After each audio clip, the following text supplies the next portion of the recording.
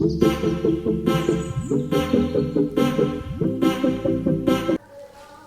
दोस्तों, मैं अमरदीप कादियान। नमस्ते, प्रणाम, सलाम वालेकुम, सत श्री अकाल, जय मसीह की, राम राम जी, जय माता की। दोस्तों, आपका स्वागत है मेरे यूट्यूब चैनल डिसेंट एडवाइस में। आज हम बात करेंगे Q&A के बारे में, क्वेश्चन एंड आंसर के बारे में। जो आम और खास आदमी की समस्या है वो मेरे से कमेंट करते हैं, मैं ऐसे कमेंट को उठाता हूं, जवाब मैं हर कमेंट का दे देता हूं रिटर्न में, लेकिन ऐसे कमेंट का ऊपर मैं वीडियो बनाता हूं जो लाखों आदमियों के साथ जुड़े हुए हैं। सबसे पहला स्टार्ट करते हैं। हेलो सर, लॉकडाउन की वजह से मेरी जॉब लॉस हो चुकी है और क्रेडिट कार्ड का अमाउंट ड्यू है और एवरी डे डिफरेंट नंबर से कॉल आते हैं। सब 7:30 से कॉल आना शुरू हो जाता है शाम के 7 बजे तक। क्या करूं सर? मेरे पास अभी रेंट देने के लिए भी पैसा नहीं है और ये लोग बहुत ही ज़्यादा हरासमेंट कर रहे हैं। मैं सब उसका कॉल रिसीव करता हूँ 2 से 3 बार उसका कॉल रिसीव करके आंसर दे देता हूँ और बाद में शाम तक एक भी कॉल रिसीव नहीं करता।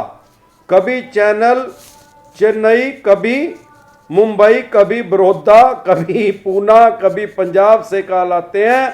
मैं दिन में सिर्फ 1-2 बार ही रिसीव करता हूं, उसके बाद एक भी उसका कॉल रिसीव नहीं करता। प्लीज हेल्प मी सर, कोई रास्ता बताइए, क्या करूं अब? देखो जी, सबसे पहली बात तो यह है कि आपने क्रेडिट कार्ड इनसे लिया है। एक मिनट, लॉकडाउन की वजह से लॉस हो गया अमाउंट। अच्छा, क्रेडिट कार्ड का आपका जो ड्यू है वो आप पे नहीं कर पा रहे हैं क्योंकि आपकी जॉब चली गई है। यह समस्या आपके साथ नहीं है, यह समस्या करोड़ों आदमियों के साथ है। मेरी सलाह यह है कि अगर आपके पास कुछ इनकम का सोर्स और कोई है, थोड़ी बहुत आपसे इनकम हो पा रही है, तो आप इनकी अपने जो ड्यू है आज की डेट में उसकी EMI बनवा लीजिए। अगर EMI आप उसकी बनवा लेंगे तो आराम से उसको पे कर दीजिए।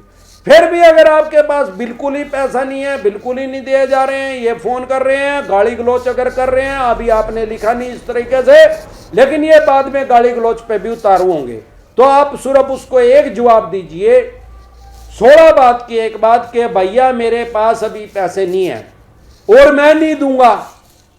भाई जो तेरे बंदो कर ले, मेरे पास लीगल नोटिस भेज। फिर ये लीगल नोटिस भी भेजेंगे आपके पास, उससे घबराए नहीं। अभी आपका केस NPA में नहीं जाएगा। जब तक NPA में नहीं जाएगा ये कोर्ट का केस आपके ऊपर नहीं कर सकते, और कोर्ट में केस कर भी देंगे तो यार उसमें कुछ बिगड़ने तो सालों साल चलते हैं। उसी टॉपिक पे मैं आज एक वीडियो डाल चुका हूं, वो शाम तक डल जाएगी, आप उसको देख के आपको इजिली समझ में आ जाएगा। प्लीज रिप्लाई जरूर देना, आपसे बहुत उम्मीद है। मैंने आपका रिप्लाई दे दिया है, शाम को आप वो वीडियो देख लेना, 5 बजे तक डल जाएगी, आपको अच्छे से समझ में आ जाएगा कि आपके क्या राइट्स हैं और इनके रिकवरी एजेंटों के या इस कंपनी के क्या राइट्स हैं। कोरोना हमारा प्रॉब्लम नहीं है, लॉकडाउन हमारा प्रॉब्लम है।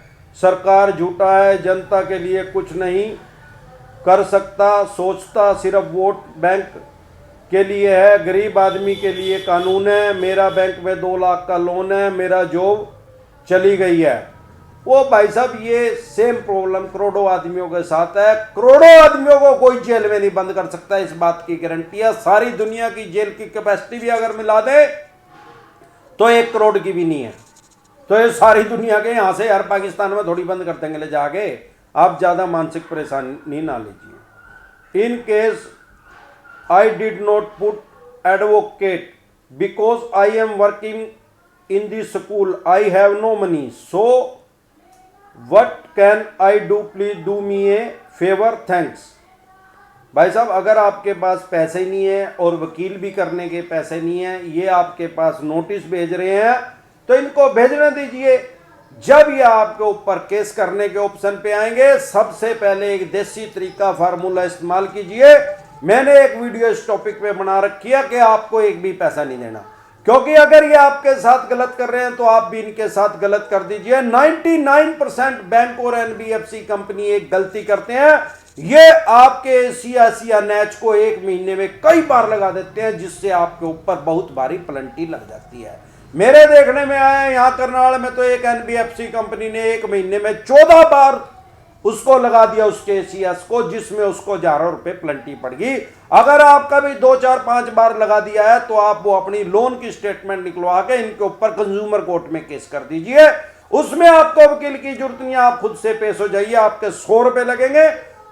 सारे देश में कंज्यूमर कोर्ट जो भी आपकी डिस्ट्रिक्ट है वहां पे मिलेगा आपको, वहां पे जाइए, वहां पे वो टाइपराइटर बैठे रहते हैं, वो आपको टाइपिस्ट आपको बता देंगे उसमें क्या लिखना है, आप उनको अपनी समस्या बता देना, लेकिन लोन की स्टेटमेंट जरूर लेके जाना और आप वो वहां पे जमा करवा दो और आप अपना केस खुद से लड़ो। आप अपना केस वकील से भी अच्छे तरीके से लड़ सकते हैं।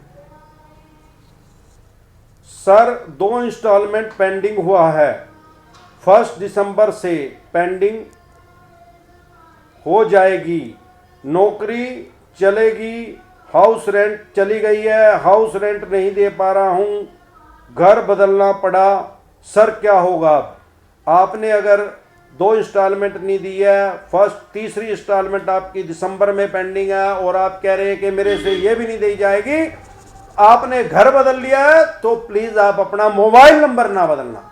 अगर आपने घर बदल लिया, आप मोबाइल नंबर भी बदल लेंगे तो ये आपके ऊपर 420 का केस भी रजिस्टर कर सकते हैं कि ये आदमी 420 है, इसकी नियत जो है ठगी करने की है।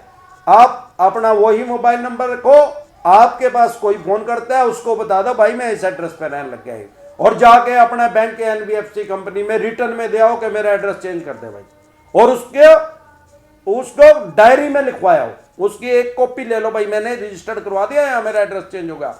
एड्रेस चेंज करना कोई गुनाह नहीं है, मोबाइल नंबर चेंज करना भी कोई गुनाह नहीं है, लेकिन एड्रेस चेंज करना और मोबाइल नंबर चेंज करना और कंपनी को ना बताना फिर गुनाह है। फिर आप ठगी के ऑप्शन पे आ जाओगे कि आप बैंक के एनबीएफसी कंपनी के साथ ठगी कर रहे हैं। सर नमस्ते, आपका व्हाट्सएप नंबर सेंड करें। भाई साहब ऐसा है, मैं व्हाट्सएप पे नहीं किसी को जवाब दे पाता क्योंकि मैं और भी बहुत से काम करता हूं, तो आप सिर्फ कमेंट में अपनी जो भी आपकी प्रॉब्लम है आप मुझे लिखे, मैं तुरंत प्रभाव से जल्दी करके उसका रिप्लाई कर दूंगा, आपको डिसेंट एडवाइस दे दूंगा आपके पक्ष में क्या हो सकता है, बेस्ट जो पॉसिबल होगा। मोराटोरियम के बाद में रुका हुआ EMI कैसे पेड करना है? रुका 9 मंथ का था, अमाउंट अभी कर पेड करना है, नहीं तो अब से मैंने से कंटिन्यू करना है, प्लीज बताएं। ये बोल रहे हैं कि मोराटोरियम के बाद इनकी 9 किस्तें रुक गई हैं कि वो 9 किस्तें भी देनी है या इस मंथ से 1 किस्त देनी है। भाई साहब जहां से आपने लोन लिया वो उस 9 महीने की सारी किस्त मांगेंगे आपसे और उनकी प्लंटी ब्याज भी मांगेंगे। मैंने होम लोन लिया है, सिक्योर लोन में ये क्या कर सकते हैं, प्लीज एडवाइस। भाई साहब आपने होम लोन लिया है, ये सिक्योर लोन है, इसमें ये क्या कर सकते हैं? अभी तो ये कुछ नहीं कर सकते क्योंकि माननीय सुप्रीम कोर्ट से एनपीए पे रोक लगी हुई है। जैसे ही ये रोक हटेगी ये आपके पास है नोटिस इशू कर देंगे। नोटिस तो शायद अब भी इशू कर दिया होगा इन्होंने, लेकिन एनपीए के बाद एक करड़ा नोटिस इशू करेंगे जिसमें लिखा रहेगा भाई 2 महीने के अंदर अंदर हमारी बैंक के एनबीएफसी कंपनी के पैसे दे, नहीं तो इसको एक्शन करके हम अपना इसकी बोली करके अपने पैसे ले लेंगे। वो अपने पैसे ले लेंगे, फालतू का बिकेगा तो आपके पैसे रिफंड कर देंगे, जितने पैसे आपने बैंक या एनबीएफसी कंपनी के देने हैं और जो उनका ब्याज है, जो उनकी प्लंटी है, सारा लेंगे। अगर आपका मकान कम पैसे में बिकेगा तो जो सरफेसी एक्ट 2002 में आया है उसके अकॉर्डिंग अगर आपका कम में बिकेगा तो बकाया पैसा भी आपको देना पड़ेगा। यह आपके ऊपर एक अलग से केस रजिस्टर्ड कोर्ट में करेंगे। 4000 के लिए भी जेल जाना पड़ेगा क्या? 4000 में कौन जेल भेजेगा भाई? 4000 से ज्यादा दिन का जेल में भेजने का खर्च ही हो जाएगा। आप तो रामदास हो जो आपका कुछ नहीं करते। ये तो किसी ऐप ने दिए होंगे आपको 4000 रुपये, और कौन 4000 रुपये दे बता भाई? क्यों मना 4000 वाला केस ही पहली बार सुना आज भाई, 4000 रुपये का ही केस हो रहा। सर मेरा सिक्योर एजुकेशन लोन है 76,000 का, अगर मैं पे नहीं किया तो वो 76,000 के लिए भी घर नीलाम कर सकते हैं क्या? मेरे घर की कॉस्ट है 6 लाख रुपए, उनके ऊपर फिर मेरा पैसा निकलेगा। देखो ये महेंद्र काप्टे हैं, ये एक दिन और इन्होंने कमेंट कर रखा था, उसमें इन्होंने लिख रखा था कि मेरा एजुकेशन लोन है और मैंने 2 प्रॉपर्टी मॉर्गेज की हुई है, एक बैंक नहीं, एक तो मकान और एक एग्रीकल्चर लैंड। मुझे ये नहीं समझ में आ रहा है भाई साहब, आपका क्वेश्चन ही गलत है। मुझे ये नहीं समझ में आ रहा है, 76,000 रुपए का तो सारा लोन ले रखा है आपने, और मकान भी गिरवी रख रखा है और जमीन भी गिरवी रख रखी है, और आप कह रहे हैं कि 6 लाख रुपए का मेरा मकान है। और जब 6 लाख रुपए का मकान गिरवी रख दिया तो यार जमीन गिरवी रखने की क्या जरूरत थी, और जब जमीन रख दी तो फिर मकान रखने की क्या जरूरत थी? मेरे ज्ञान व विश्वास के अनुसार सारे देश में कोई भी प्रॉपर्टी ऐसी नहीं है जिसकी कीमत 76,000 रुपए से भी कम हो। आप अंडमान निकोबार में भी चले जाएं, जिसको अंग्रेजों के टाइम में काला पानी कहते थे, वहां पे भी 76,000 रुपए से कम कोई प्रॉपर्टी की कीमत नहीं है। तो फिर आपने 2 प्रॉपर्टी कैसे रखी? या तो आपने कोई और भी लोन ले रखा है इनों से, नहीं तो एजुकेशन लोन 76,000 रुपए का लेने के लिए भाई साहब मेरे को नहीं समझ में आ रहा कि आप बोल कह रहे हैं 2 प्रॉपर्टी रखी हुई है। अब आप कह रहे हैं मेरे अब एक पे आगे भाई मेरा एक घर रखा हुआ है, उसकी कीमत 6 लाख रुपए है, 76,000 आपसे दे नहीं जा रहे हैं। तो भाई साहब जैसे ही एनपीए से रोक हटेगी, ये आपके मकान की ऑक्शन करेंगे, नीलामी करेंगे उसको। 76,000 प्लस ब्याज plus interest plus penalty plus bounce charges सारा आपसे कवर करेंगे। जितने पैसे का आपका मकान बिकेगा, अपने पैसे सारे काट के बाकी के पैसे आपके हवाले कर देंगे। ये होगा आपके साथ। सर बजाज से मोबाइल लोन लिया था 2 महीने का, 50,000 हो गया है सर, मैं 8 मंथ तक नहीं भर सकता हूं, क्या होगा सर? भाई साहब अभी 8 महीने तक आप नहीं भर सकते हैं तो आपको तो मेरे ख्याल मोराटोरियम की जरूरत है।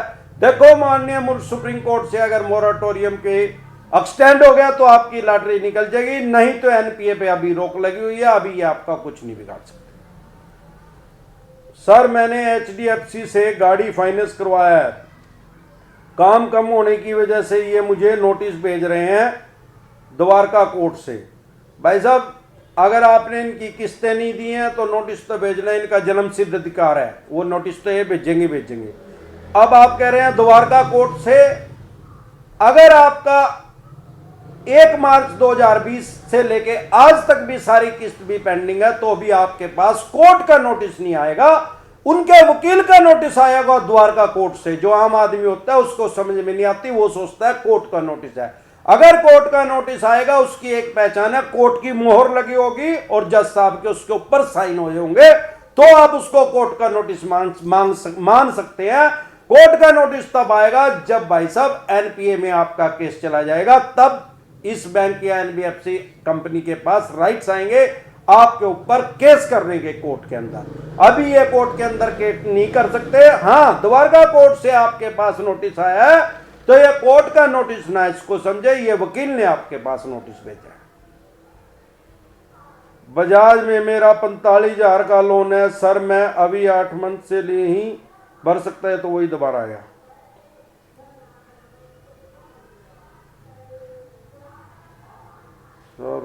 सर होम क्रेडिट का लोन ट्रांसफर होगा क्या? दूसरे फाइनेंस में फरवरी 2020 में लिया हुआ है।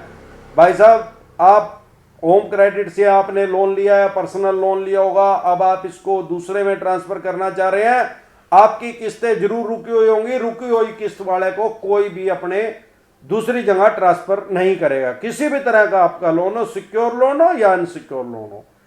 धन्यवाद सर, बहुत बहुत आपका मेरा सवाल का जवाब देने के लिए thank you once again. Welcome जी। सर लॉकडाउन जब लगा तब होम क्रेडिट से 80,000 का लोन लिया, अभी तक एक भी ईएमआई नहीं दे पाया, क्या ये 80,000 से कम में सेटलमेंट कर लेंगे? अभी 1,10,000 पे बोल रहे हैं। ये भाई साहब इसका जवाब मैं आपको कल दे चुका हूं।